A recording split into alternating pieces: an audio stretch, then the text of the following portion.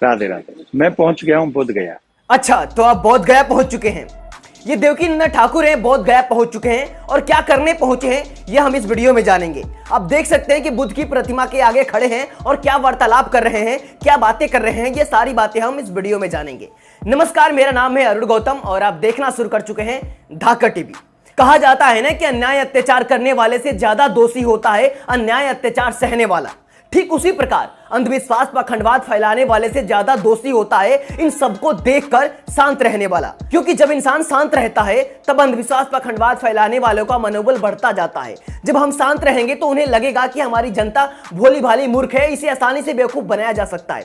तभी आप देख सकते हैं कि बुद्ध प्रतिमा के सामने खड़ा होकर देवकी नंदन ठाकुर क्या बातें कर रहा है।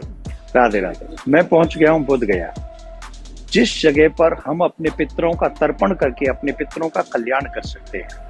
मैं 7 दिन यहीं पर रहने वाला हूं, यहीं पर श्रीमद् भागवत कथा करूंगा। वो लोग भाग्यशाली होते हैं जो मनुष्य जीवन पाने के बाद अपने उन पितरों के ऋण से उऋण हो जाते हैं जिन पितरों के कारण हम इस पृथ्वी पर हैं। बहुत से पढ़े लिखे लोग इस विषय पर विश्वास नहीं करते, परंतु मैं आपको बता दूं, जितने भी सनातनी हैं उनको इस बात को मानना ही चाहिए, क्योंकि जिस जगह पर मैं हूं यहाँ पर भगवान श्री राम भी आए हैं अपने पिता का तर्पण करने के लिए, श्राद्ध करने के लिए। और ये स्थान, ये पवित्र भूमि वेदों में, शास्त्रों में हर जगह इसका प्रमाण है। और ये भी प्रमाण है, जो यहाँ आकर अपने पितरों का तर्पण करते हैं, श्राद्ध करते हैं, पिंडदान करते हैं, वो मनुष्य जीवन में अपने पितरों के ऋण से मुक्त हो जाते हैं। तो सुन लिया आपने ना, ये बोध गया पहुंचे हैं 7 दिनों के लिए और 7 दिन बोध गया में ये ठहरेंगे और 7 दिनों तक यह भगवत गीता का पाठ करेंगे। और इसके अलावा जिनके भी पुरखे मर चुके हैं उनकी आत्मा की शांति के लिए उनकी पितृ पूजा यहाँ पर आरंभ होने जा रही है। तो जो लोग भी अपने मरे हुए दादा, चाचा, नाना, काकी, इन सबकी आत्मा को शांति दिलाना चाहते हैं तो वो बोध गया पहुंचे इस बाबा के पास और ये बाबा मरे हुए लोगों की आत्मा की शांति के लिए पूजा पाठ यहाँ पर करने वाले हैं। मैंने आपको पहले ही बताया था कि अन्याय करने वाले से ज्यादा अन्याय सहने वाला दोषी होता है। अंधविश्वास पखंडवाद फैलाने वाले से ज्यादा अंधविश्वास पखंडवाद को देखकर चुप रहने वाला दोषी होता है। तभी तो हमारे देश के बौद्धिस्टों की विरासत पर धीरे धीरे ब्राह्मणवाद का कब्जा होता जा रहा है। आप देख सकते हैं कि बुद्ध की प्रतिमा के सामने खड़ा होकर यह बंदा भगवत गीता की पाठ करने की बात कर रहा है, अपने पितरों की शांति के लिए पूजा पाठ कराने की बात कर रहा है। जिस आत्मा परमात्मा को गौतम बुद्ध ने नकार दिया था, उन्हीं की प्रतिमा के सामने खड़ा होकर यह पाखंडी बाबा पितृ पूजा की बात कर रहा है, पुरखों के आत्मा की शांति की बात कर रहा है ना। आडंबर वाली बातें ये सब हो रहा है क्योंकि हमारे देश के लोग मौन हैं। हमारे देश में लोग अन्याय अत्याचार सहने के आबादी हो चुके हैं। हमारे देश के लोगों को पाखंडवाद में जीने की आदत बन चुकी है और हमारे देश के बुद्धिज्म को फॉलो करने वाले लोग ये सारी चीजें देखकर मौन हैं, क्योंकि उन्हें इन सारी चीजों से कोई मतलब नहीं है। और इसी का फायदा हमारे देश के ब्राह्मणवादी लोग उठा रहे हैं और धीरे धीरे बुद्ध की विरासत पर अपने वैचारिक और हर तरह से कब्जा करते जा रहे हैं। ये जो पितृ पूजा की बात कर रहा है, इसकी बात सुनकर मुझे कबीर जी की याद आ गई। कबीर जी उस वक्त 9 साल के थे। तभी एक पंडित उनके पास आया और बोला कि आज अपने पितरों को जो भी खिलाओगे सीधे उनके पास चला जाएगा। तो आज पितृ पूजा करनी है तो जाओ तुम गाय का दूध लेकर आओ, जिसे खीर बनाया जाए, जिसे तुम्हारे पुरखों को खिलाकर उनकी आत्मा को शांति दिलाया जाए। फिर क्या था, कबीर जी ने दूध का बर्तन लिया और दूध लाने के लिए निकल पड़े।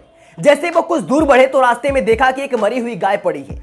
कबीर जी ने कहीं आसपास से घास फूसा इकट्ठा किया और मरी हुई गाय के मुंह पर रख दिया और वहीं पर बैठ गए।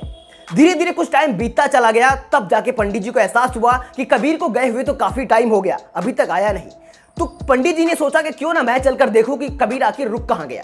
तो जैसे पंडित जी कुछ दूर आगे बढ़ते हैं तो देखते हैं कि कबीर एक मरी हुई गाय के पास बैठा हुआ है। तब पंडित जी ने कबीर जी से पूछा, क्या तुम दूध लाने नहीं गए? तब कबीर जी ने उन्हें उत्तर दिया कि दूध के लिए तो मैं यहाँ बैठा हूँ, अभी ये गाय अभी घास खाएगी, उसके बाद दूध देगी। तब पंडित जी को हंसी आती है और पंडित जी जोर से हंसने लगते हैं। कहते हैं, पागल हो गया है क्या? ये मरी हुई गाय तुझे दूध कैसे देगी? और इसे घास खिला रहा है बे, ये तो मर गई है, घास कैसे खाएगी ये, और तुझे दूध देगी? पागल हो गया क्या? तब कबीर जी को भी हंसी आ गई और कबीर जी ने कहा कि जब ये गाय अभी कुछ देर पहले मरी है और ये घास नहीं खा सकती, तब हमारे पुरखे जो 100 साल पहले मर चुके हैं वो आज खाना कैसे खा सकते हैं? आज उन्हें खाना हम कैसे खिला सकते हैं?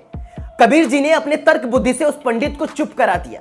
इस बात को वो पंडित तो समझ गया, लेकिन आज भी हमारे देश के लोग इस बात को नहीं समझ पा रहे हैं कि जो पुरखे हमारे 100 साल पहले मर चुके हैं उन्हें पितृ पूजा करने से कुछ नहीं मिलने वाला है। अरे जब जीते हमारे माँ बाप होते हैं तब हम उनसे मिलने तक नहीं जाते हैं। जीते जी हम इंसानों के रिश्तों की कोई कदर नहीं करते हैं और मरने के बाद उनकी आत्मा की शांति के लिए पूजा करवाते हैं, अनुष्ठान करवाते हैं। ऐसा क्यों करवाते हैं? ताकि इन बाबाओं की जेब भरी जा सके। ये बाबा लोग अपने जेबों को भरने के लिए अंधविश्वास, पखंडवाद जैसे अनेकों कुप्रथाएं बना चुके हैं और हमारे देश के लोग इन सब में जकड़ते जा रहे हैं। इस वीडियो के बारे में आपकी क्या राय है कमेंट करके हमें जरूर बताएं और ऐसी वीडियो देखते रहने के लिए सब्सक्राइब कर लीजिए ढाका टीवी। फिर मिलेंगे आपसे अगली वीडियो में।